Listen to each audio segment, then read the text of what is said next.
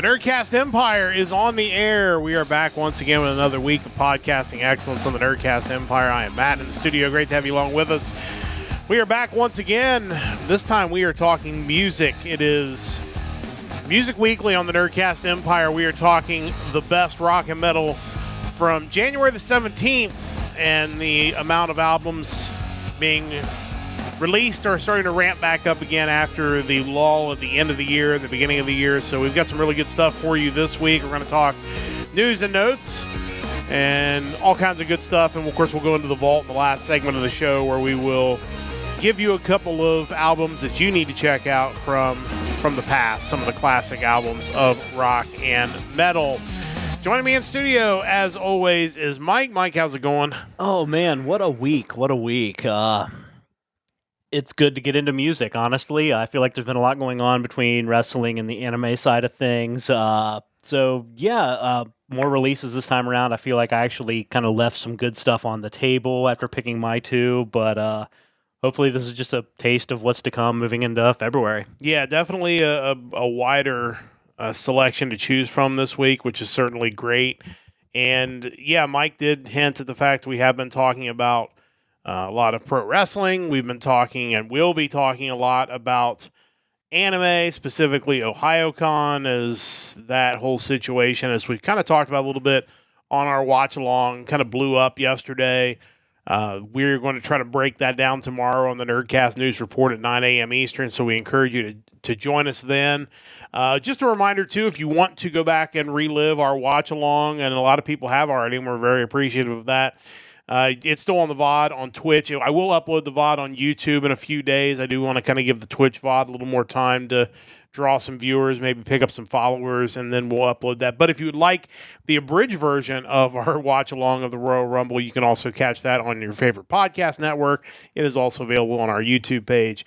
It's about 23, 25 minutes. So if you just want the meat of what we talked about last night, you can get that there. So that kind of catches everything up to where we are. And again, like Mike said, kind of a chance for us to dive into music, to get away from all the other topics for at least an hour. So we're going to do that. And we're going to get to news headlines first, which is how we always start our Music Weekly. And this is one we were going to talk about on the anime edition, but just kind of with a lack of music news this week, we just went ahead and tacked it on here. And it's news coming out of Japan.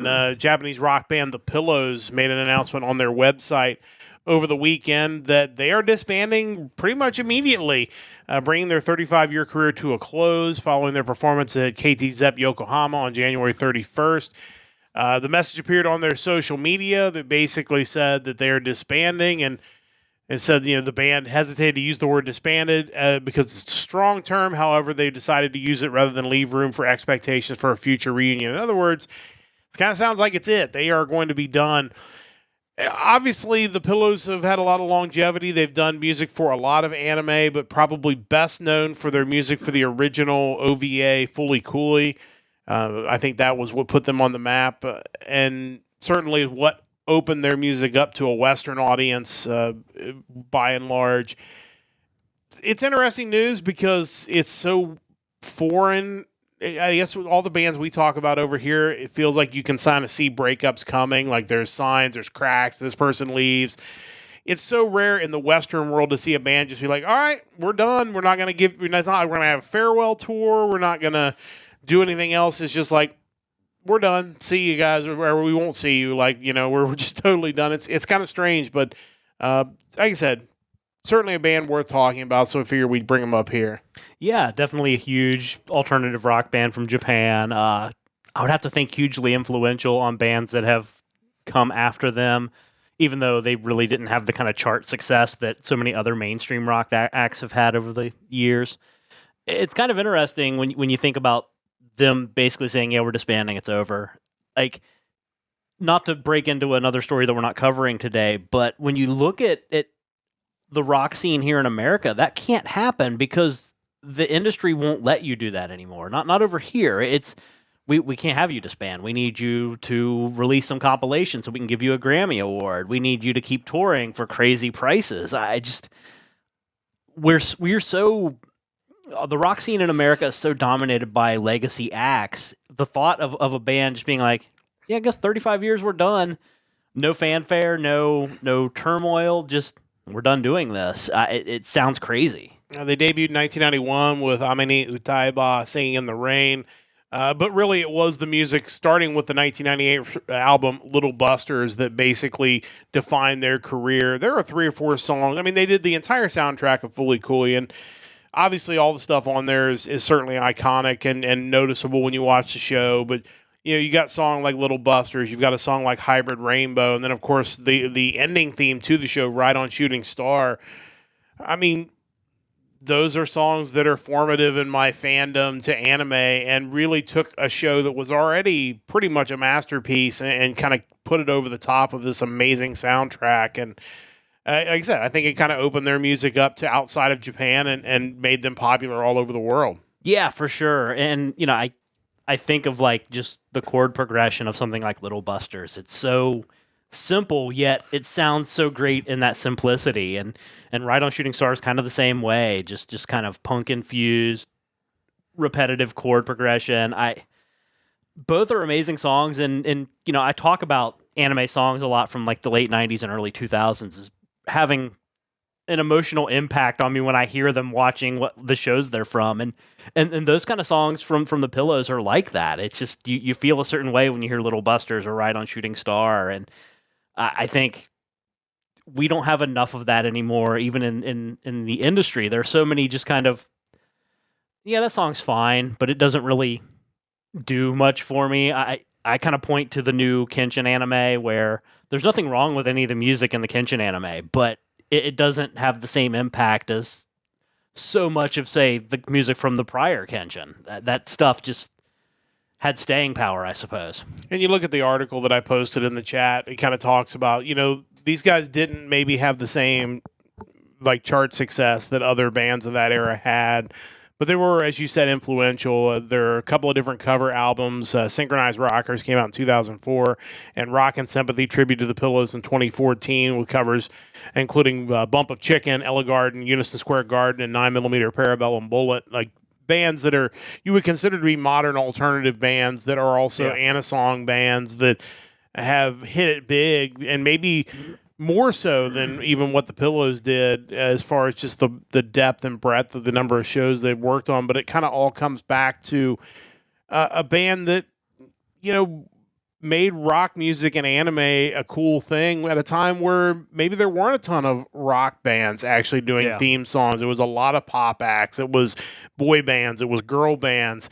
And here's a rock band actually just stepping in and jamming out and doing this music and making this soundtrack that is among the all-time greats. It fits so perfectly with the show. Like both kind of have that cult classic thing about them, that quality. And because of that, Fully Cooley, the Pillows are just kind of synonymous with each other. For sure. So congrats to the Pillows, an amazing career, and again, kudos to them for just basically pulling the plug on it. And I'm sure they'll probably have some individual stuff that you can check out. But as far as their work with the group, I would not expect any kind of reunion anytime soon. So kudos to them. Hope they enjoy retirement to whatever degree they hope to do that.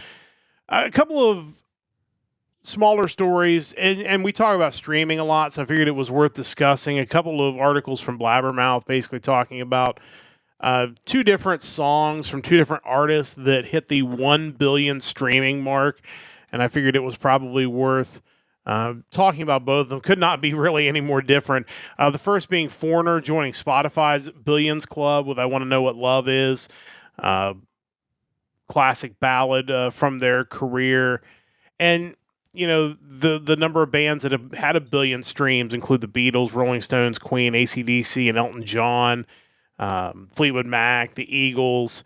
But a lot of bands have had none, or maybe even just one. So this is certainly a big story. Before we get to System of a Down, just I'm going to talk a little bit about Foreigner, because obviously, as someone who enjoys their entire catalog, this is not necessarily a song I'm looking to stream anywhere, but let alone on Spotify. Not that it's a bad song, mind you.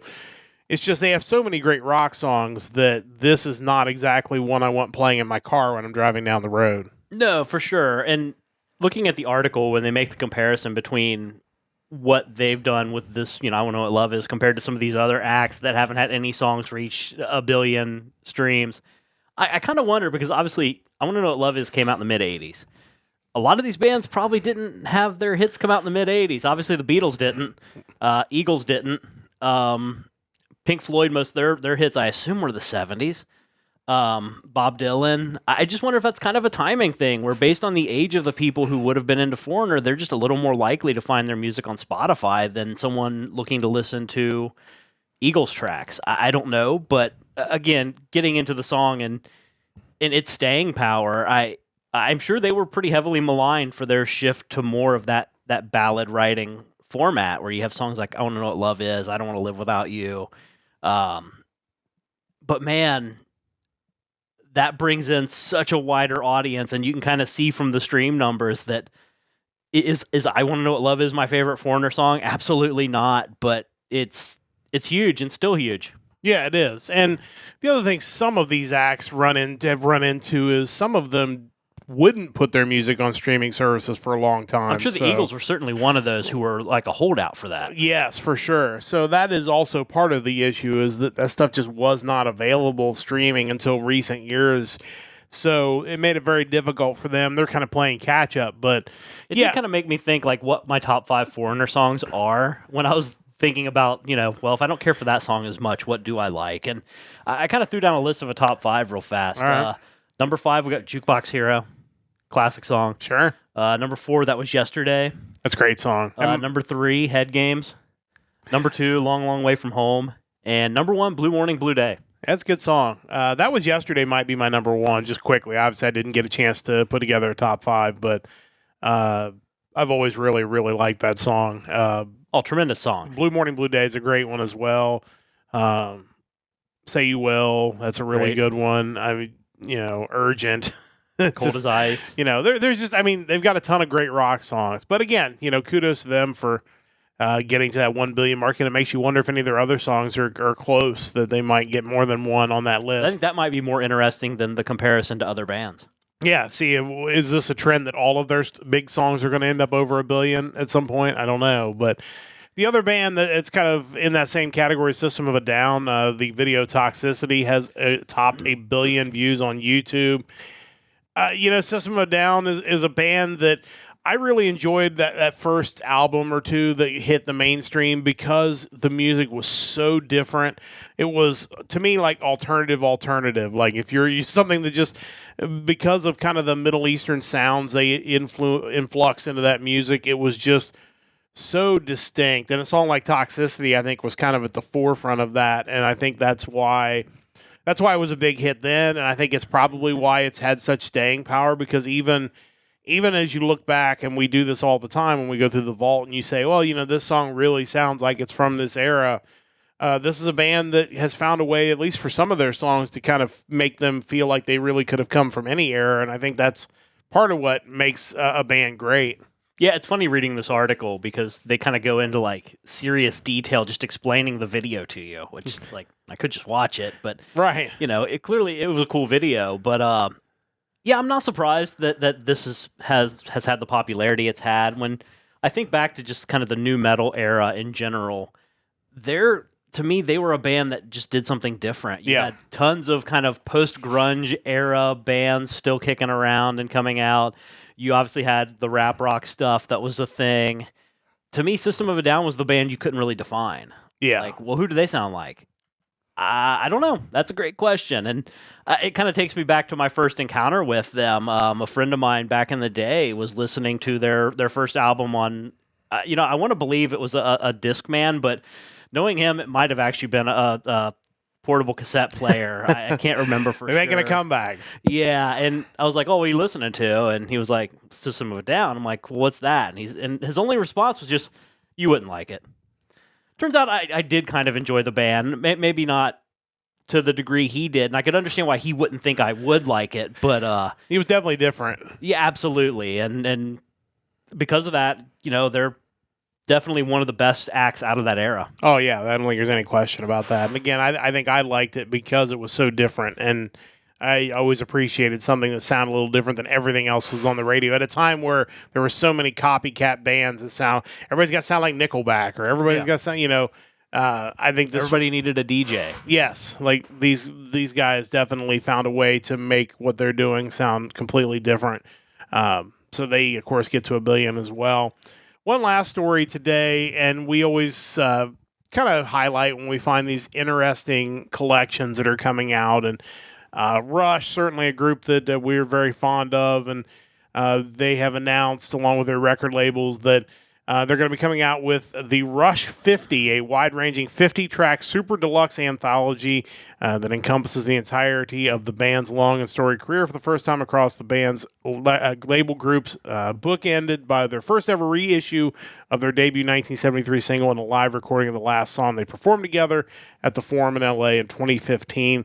There are 5 collections of this coming out, including the Super Deluxe Edition, the Rush Store Exclusive Super Deluxe Edition, the 7 LP Deluxe Edition, the 4 CD Deluxe Edition, and the Digital Edition. So, however you want your Rush, it is coming out.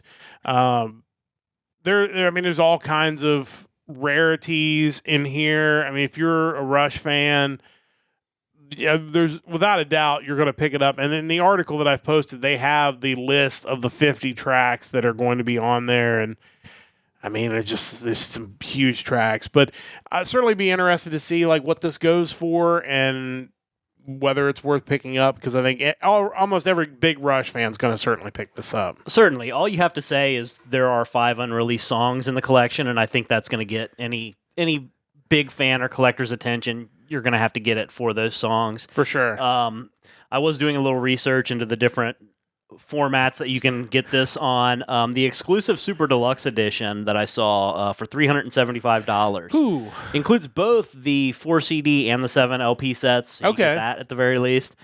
2 different books. There's a 104-page hardcover book that features a bunch of new Hugh Syme artwork relating to the albums.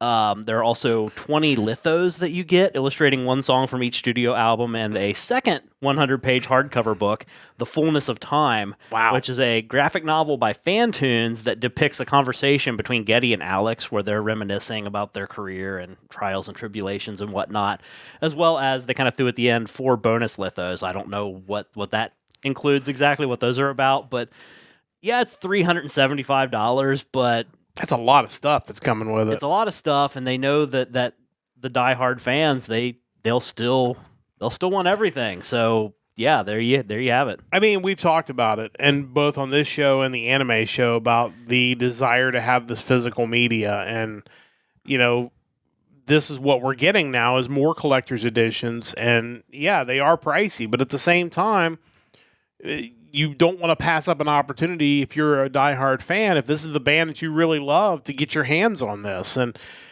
$375 does sound pretty steep, but if you're getting all these, you're getting LPs, you're getting the CDs, you're getting these books, you're getting all this other stuff you get with it, like, I don't want to say it's a deal, because it's still $375, but it doesn't really sound like you're getting ripped off either, so I guess that's good, I guess. Yeah, and I just wonder, not counting this collection, I wonder for like the diehard fans, how many different variations or just reissues or duplicate copies of the Rush catalog a lot of those people already own. Yeah, I'm sure probably a lot. And they have some pictures on the article, so definitely check those out. But it's an impressive looking set for sure. And it doesn't surprise me to see what looks to be a very quality release, because Rush, again, after Neil Peart's passing, these guys are like, we're not going to do this anymore. So it's like, this doesn't seem like a band that's solely driven to make every last buck off of their fans, because they could certainly find a drummer, because any drummer, famous or non-famous, would team up and tour with Rush. And, absolutely. And they could sell out shows and still make money, but that's never been really what it's necessarily about.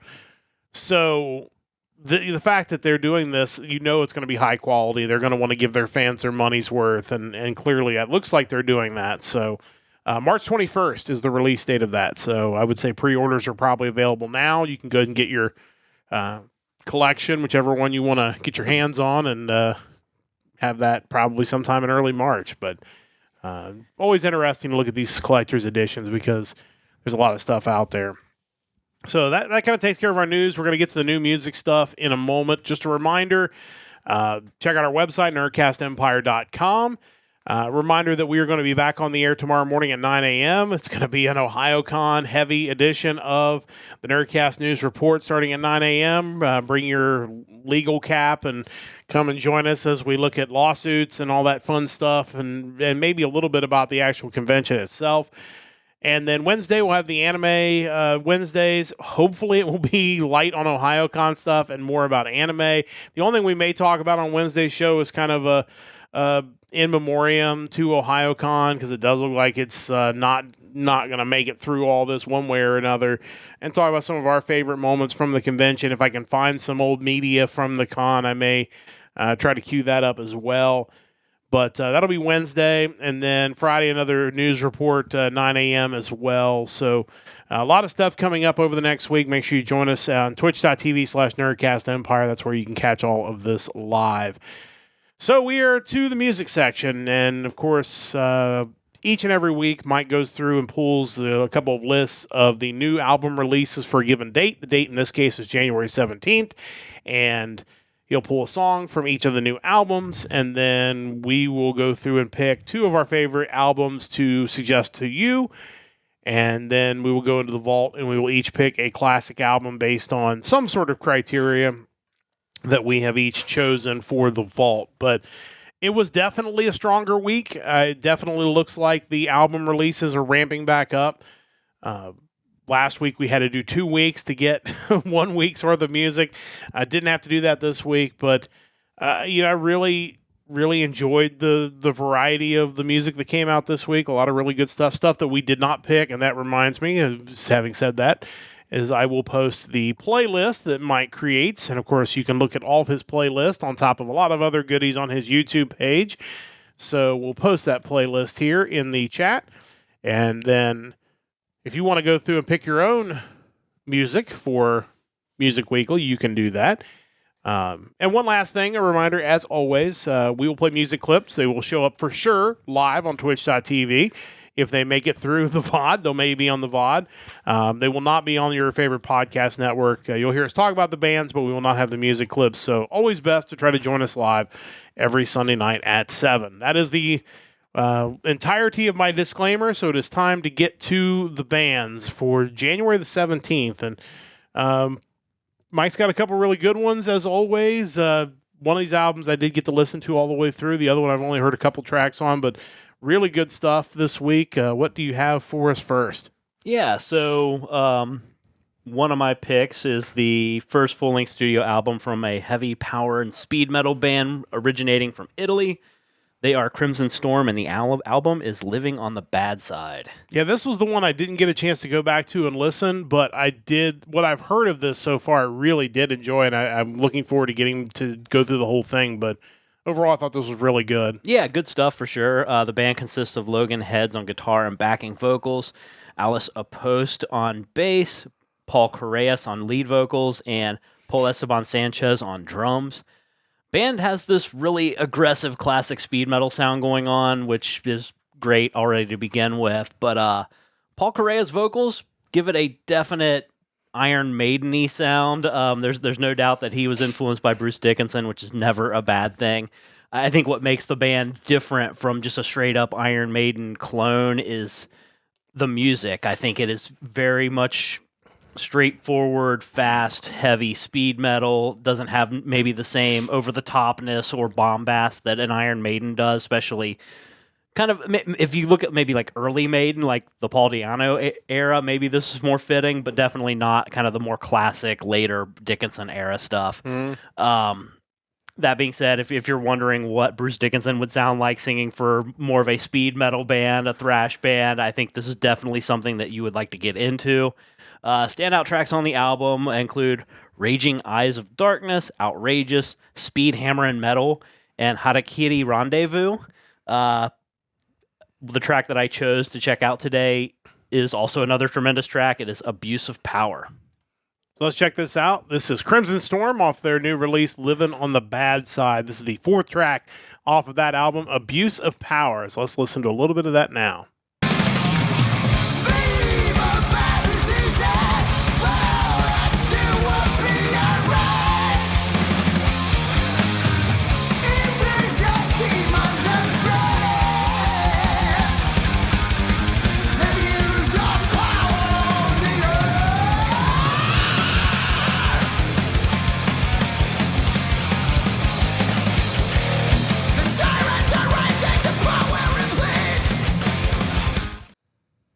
But yeah, I love speed metal, and like you said, definitely has hints of Dickinson in there. Definitely some Iron Maiden feel to the vocals, but definitely sped up times 1.5 to 2 times. It's definitely faster, but really good stuff. Just a great melody. It's fast, but not over the top fast, and to where it becomes not enjoyable. I really thought this was. I'm interested to get the chance to hear the whole thing because I really did enjoy the tracks I've heard so far. Yeah, it's certainly not a long album, so it's a really easy listen. And if you like kind of that traditional metal sound, then I certainly have more of that in store. The other album that I picked this week, this is kind of cool. I like anytime we get to highlight a band from a part of the world or a country that we've not yet visited. In that case, that is what we are doing here. My second album is the second full-length album from the Indonesian heavy and power metal band.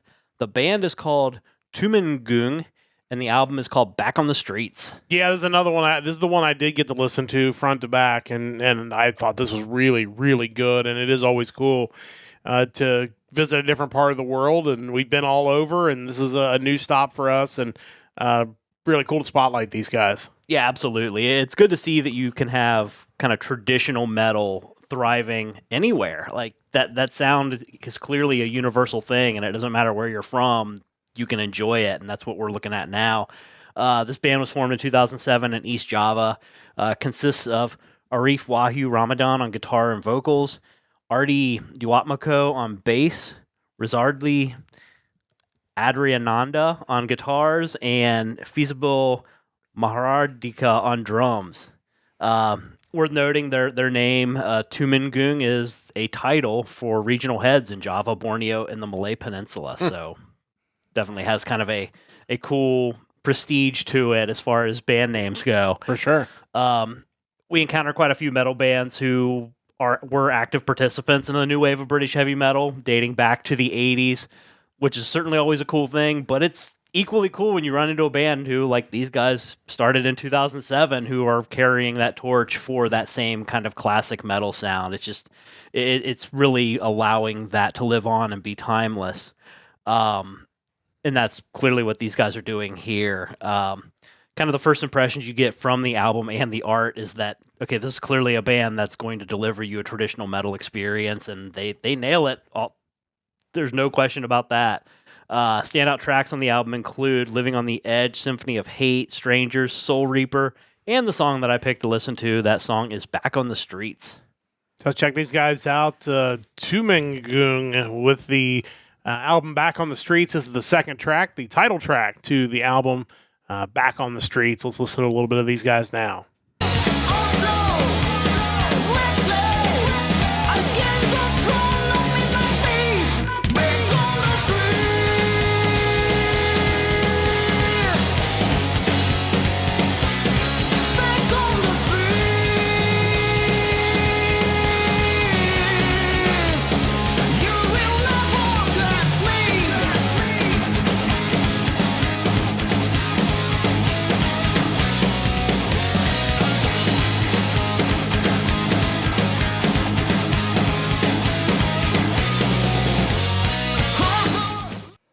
Yeah, I mean, there's no question what this is all about. It is definitely a new wave of British heavy metal influenced, and they've nailed the sound. I mean, it's like you said, great to see that a band that's considerably newer than that movement has not only embraced this, but have really nailed the spirit of it as well. And it's just kind of cool to see these guys come across our radar and get a chance to listen to them, and they were really awesome. And I hopefully this is a continuation of big things for these guys. Yeah, you want to see that, and it kind of makes you hopeful that we're going to check off other places that we've not yet found really cool metal from over the course of 2025. Would not be surprised, but check those guys out. Really good stuff from them. If you're a fan of just any metal, but specifically new wave of British heavy metal, those guys are definitely worth checking out. I have two picks as well this week, and we are jumping back into the world of Frontiers music with our first pick. This is a Brazilian AOR melodic rock band from Curitiba, Brazil. This is Landfall with the album Wide Open Sky. Features singer Guy Olivier, I don't know if it's Oliver or Olivier. Like, not sure how the Brazilian pronunciation is. An ex-Oris lead singer, guitarist Marcelo Gelbke, bassist Luis Roca, and drummer Felipe Sousa are back with this album. The band describes themselves as falling in between bands like Journey and heavier influences such as Doc and White Line and Extreme. Definitely hear that. There are definitely some heavy Journey influences on this album. Oliver or Olivier's voice certainly really carries the power of this album along with the music. Just really, really well done.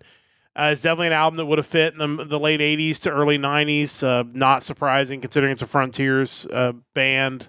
That is kind of the thing they do best. The standout track that we're going to talk about and listen to is very Journey-like. I think you'll hear that when we play it. The other standout tracks include Tree of Life, When the Curtain Falls, Wide Open Sky, and the song we're going to listen to, No Tomorrow. So let's check out Landfall. Good stuff from them. This is the album Wide Open Sky. This is the fifth track off of that album, No Tomorrow. Let's listen to a little bit of that now.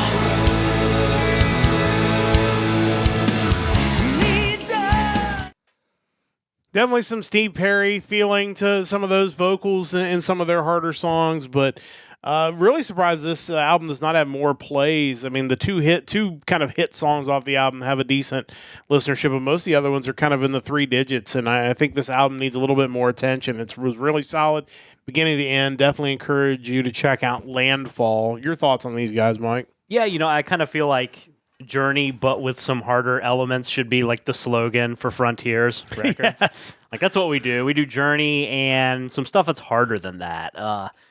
Yeah, this is really good stuff. I'm kind of curious when it comes to the amount of plays on any of the streaming services. How many people are seeking this band out, or how many people just get fed this band through the algorithm by wanting a station based on some other band? And if that's the case, what are these people picking that are leading them to this sound? And, if I were to pull up, like, Spotify, give me a Journey station, like, how long until I start getting Frontiers bands? Because I kind of feel like that should be the obvious next step. I just wonder how that plays out. Yeah, it's a great question. I mean, I would think that would certainly happen. There are a lot of classic rock bands that are on Frontiers now because they've since signed with the label. So, I mean, certainly anything like that would easily get you to a Frontiers band like this, but really good stuff. Just easy listen. AOR, melodic rock, starting off tonight with a band that just provides that. It really does a great job of it. Definitely check out Landfall.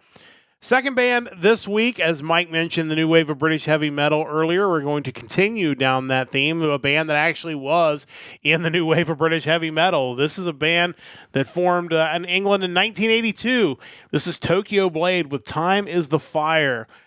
This band is, like I said, actually considered part of the new wave of British heavy metal. They've had some starts and stops over the years, but restarted in 2007 and been going ever since.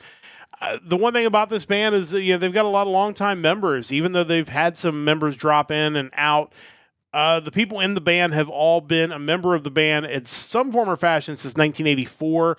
The lead guitarist, Andy Bolton, has been with the group since 1982. Alan Marsh, while coming and going a few times, has been their voice since 1982. Steve Pierce on drums joined in 1982. John Wiggins on lead guitar was 1983, and Andy Wrighton on bass was 1984.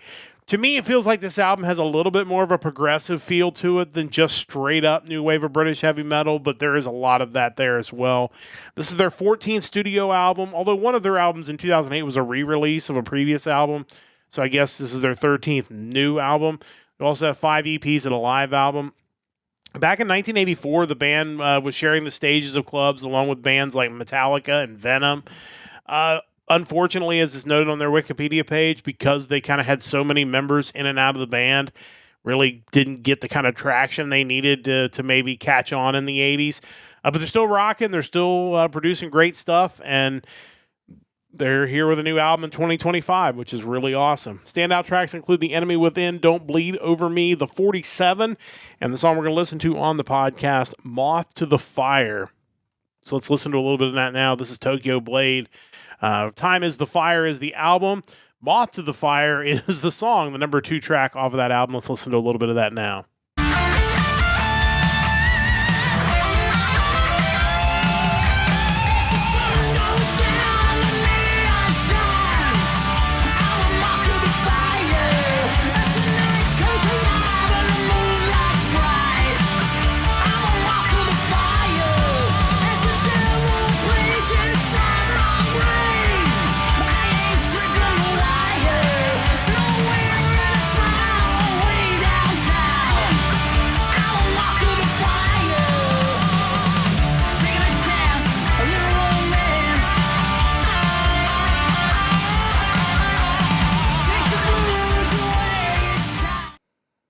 Yeah, I mean, these guys are still kicking. They're still rocking along, releasing new music in 2025, which is great to see. And like I said, the whole album is just great. If you're a fan of new wave of British heavy metal, I think you're really going to dig this album. Your thoughts on these guys?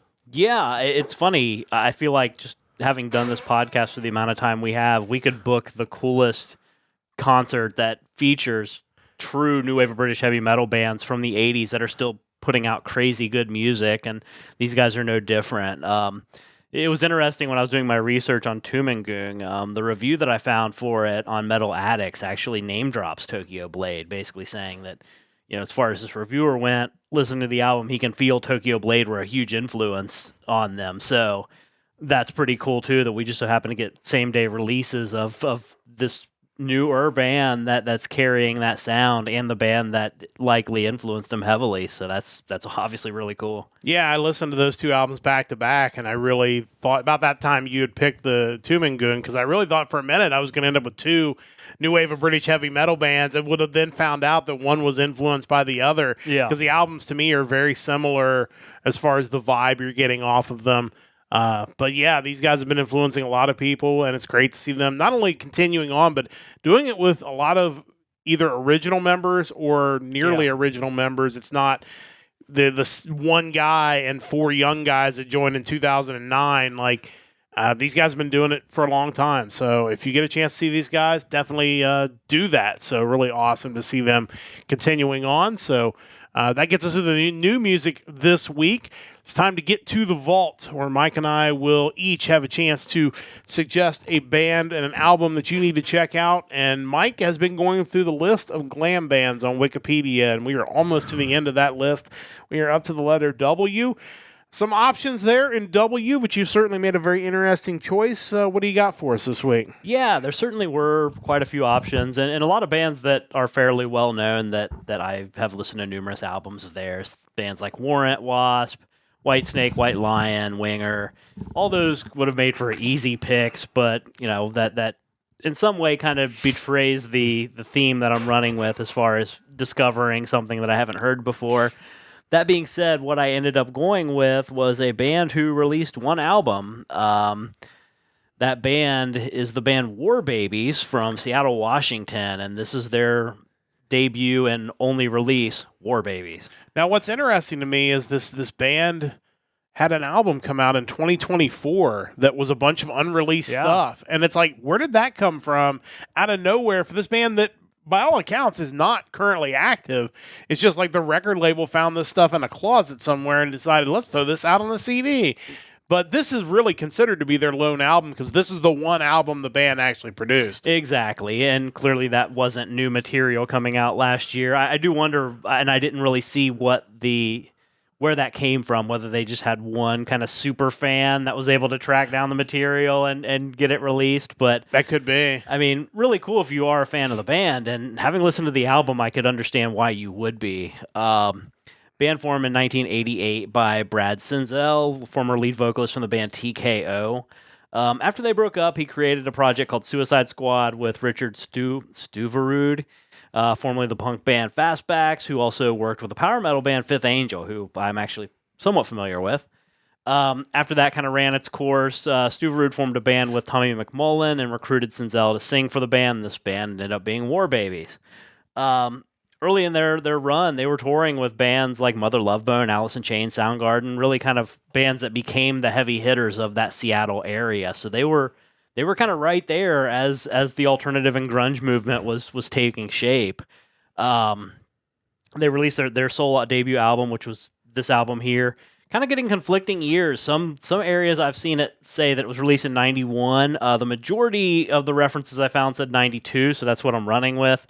Sadly, by 1993, they were kind of considered too glam for the music landscape at that point in time, and they ultimately broke up.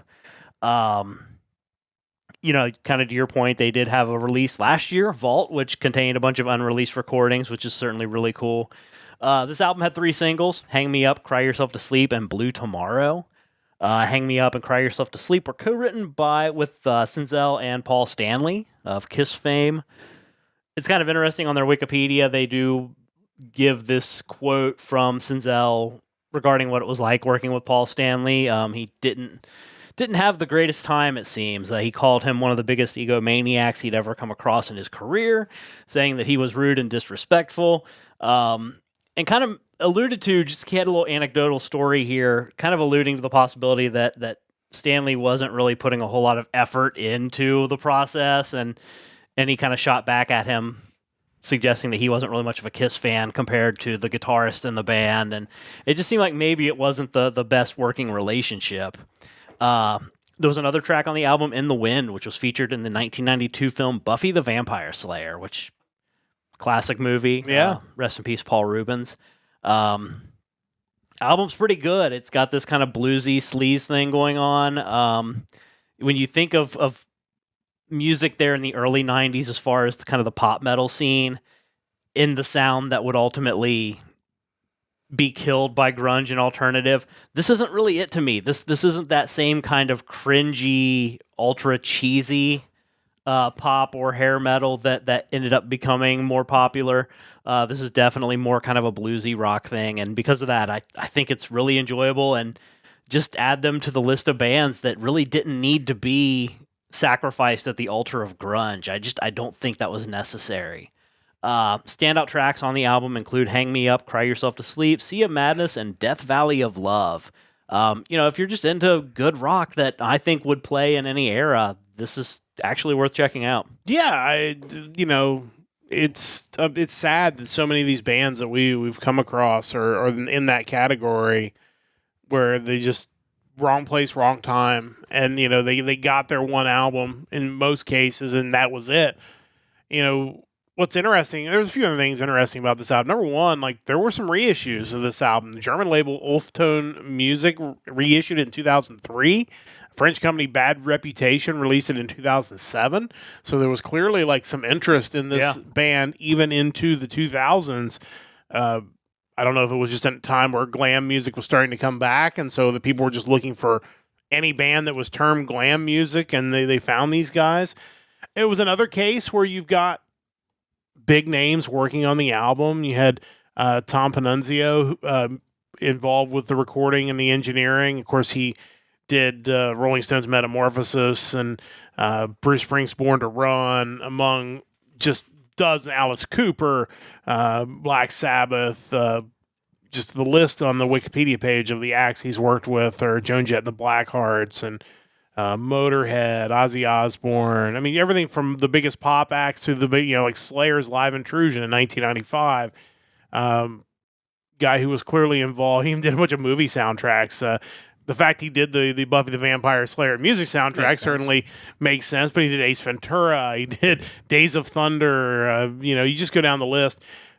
A lot of these bands, they did stick good people on the back end of these albums to try to give them a shot to make it. And so on the one hand, you're encouraged by that, but then it's even more frustrating. You spend all that time and effort and money on these guys to give them a shot by giving them this high-level engineer to try to smooth this thing out, and then you just kind of drop them, and they just go away. And there's so many groups of that era that it's just sad because they should have been popular for 10 or 15 years and been on the circuit doing these shows where they're just performing their hits and they're nowhere to be found, or they're off doing solo projects now because the record industry decided they weren't grunge, so we don't want them anymore. And that's the thing too, is like, not that Paul Stanley isn't a legend, because he most certainly is. I just don't know if he's the right fit for a Seattle area band in the early 90s.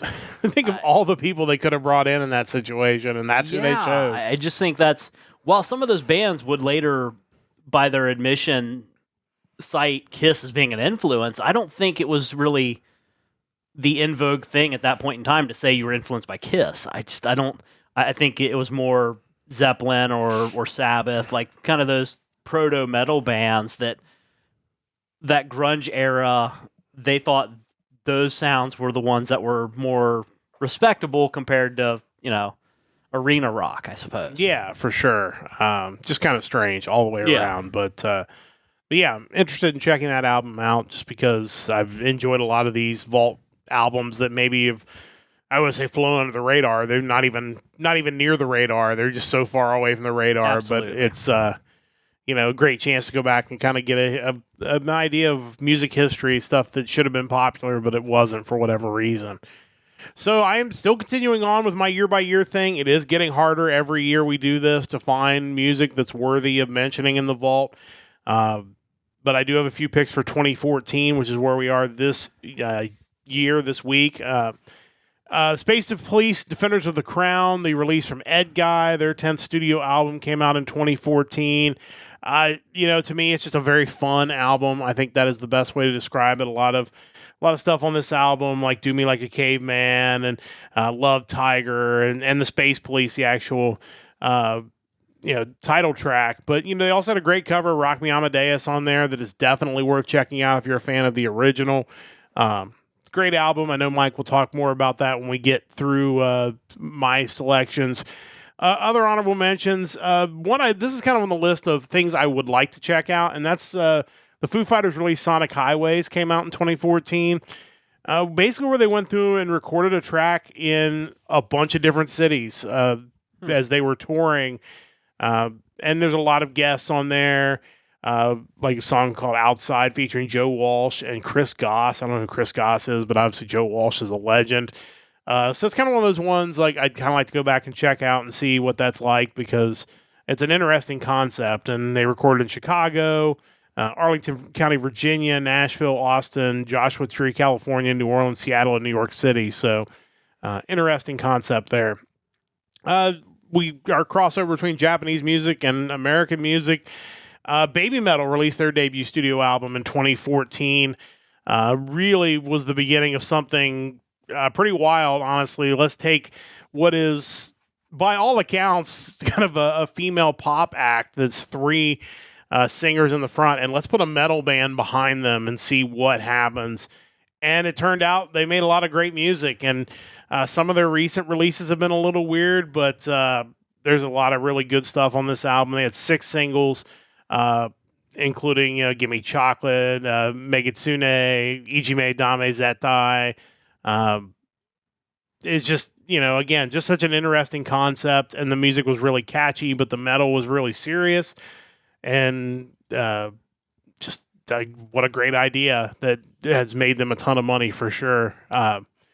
One that would have probably gotten picked, if not for my choice, was Weird Al's Mandatory Fun that came out in 2014.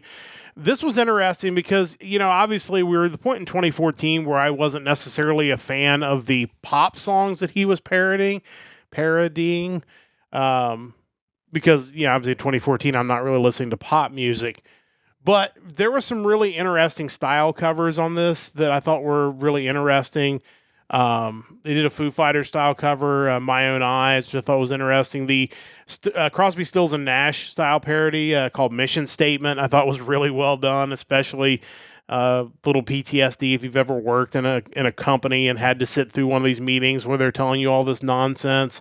The cover of the parody of Radioactive by Imagine Dragons called Inactive was really good. And then Jackson Park Express, definitely, if you're a fan of Cat Stevens, that type of music, I definitely encourage that. It's in the vein of a song like Albuquerque, but definitely a different twist on it. but it's just the dude's a genius. It's definitely worth listening to, even if you're not necessarily a fan of the music of that era. But the one I ended up picking, again, was Sonata Arctica. I love this album. Pariah's Child came out on March 28th, 2014. This is another one that comes up on my iPod all the time, and I almost always listen to every track on this. There are a couple that maybe I don't enjoy as much, but songs like The Wolves Die Young, Running Lights, Take One Breath is all right. Cloud Factory is great. Half a Marathon Man is one of my favorite modern Sonata Arctica songs. X Marks the Spot is different, and I can see where some people wouldn't like it. I do enjoy that. And then it closes with a strong track, Larger Than Life, that's almost 10 minutes of just awesomeness from the band. These guys are amazing. I know the modern stuff gets maligned sometimes by the people who are fans of the band many years prior, but I thought this was a really enjoyable album. Before we get to everything else, let's start with Sonata Arctica. Your thoughts on Pariah's Child? Yeah, it's kind of interesting. I don't think I'm one of those people that heavily favors the older stuff, but I do think to some degree I do. So I'm more familiar with those first couple albums and the track listings. I haven't revisited some of these later ones as often. Pariah's Child is strong, though. You compare it to maybe Talvia or the Ninth Hour, and it certainly comes out looking even better. Wolves Die Young is kind of that classic, hey, we're singing about wolves because people love when we sing about wolves. For sure. Which is true, and they always seem to be good songs for some reason. I don't know how that works. I don't know if, there are a lot of wolves in Finland, maybe. I don't know. It could be. Cloud Factory, definitely, it's not classic Sonata Arctica, but it's super catchy, really good song. Yeah.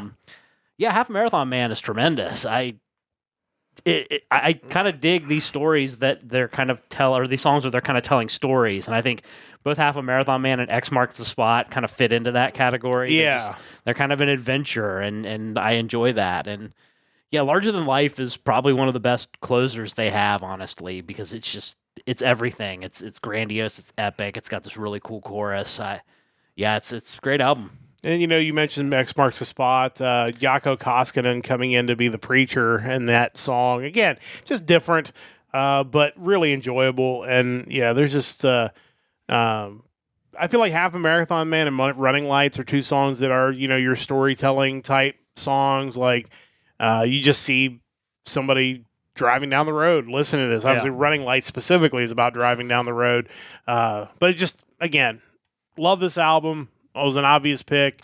Definitely had to choose this one. So before we get to the stuff I missed, of the stuff I mentioned, anything noteworthy in those albums? Well, I did also want to mention, too, as far as Ed Guy, Space Police. Yeah. To this point, the final Ed Guy album. Yes, I did mention that, but that is correct. So they have not released another one, which is sad to me. Like, been 11 years and we've had no new Ed Guy. I mean, other than the one track off the new Avantasia album, which feels like an Ed Guy song. Yeah, you're right. There's been no Ed Guy for 11 years, and again, Avantasia great. I would love the occasional Ed Guy album. I would love an Ed Guy tour. It just kind of feels like around like maybe the Vainglory opera period, like the entity that was Ed Guy split into two different things. There was Avantasia and Ed Guy. Yeah. Where the Ed Guy stuff started trending more toward hard rock, and the Avantasia was more the power metal act of the two. It's kind of an interesting thing, but yeah, we've had tons of Avantasia, which is always great. Yeah, I mean, they're great. Don't get me wrong. Like, there's something about kind of the more stripped down, in your face Ed Guy that I think a lot of people probably miss. Yeah, I certainly do. It's definitely one of my favorite bands. I mentioned before. They got me through many crappy jobs I worked in the 2000s. And on that Space Police album, it kind of gets overlooked because it's not upbeat or heavy, but the song Alone in Myself is an amazing song. It is, for sure. Kind of getting into some of the other stuff from 2014, we have Iced Earth releasing Plagues of Babylon. It was their 11th studio album. It reached number 5 on the German media control charts. Highest charting for the band ever. So that's kind of crazy. Kind of wild that far into their career, and they were kind of reaching milestones at that point.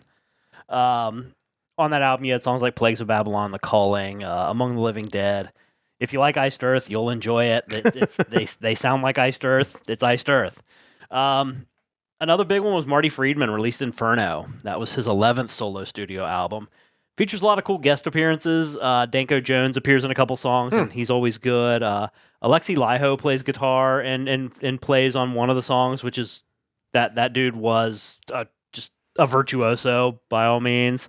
You also had Jason Becker making an appearance in the song Horrors, which obviously they were in Cacophony together, and Jason Becker's story is something that everyone should know and really take inspiration from.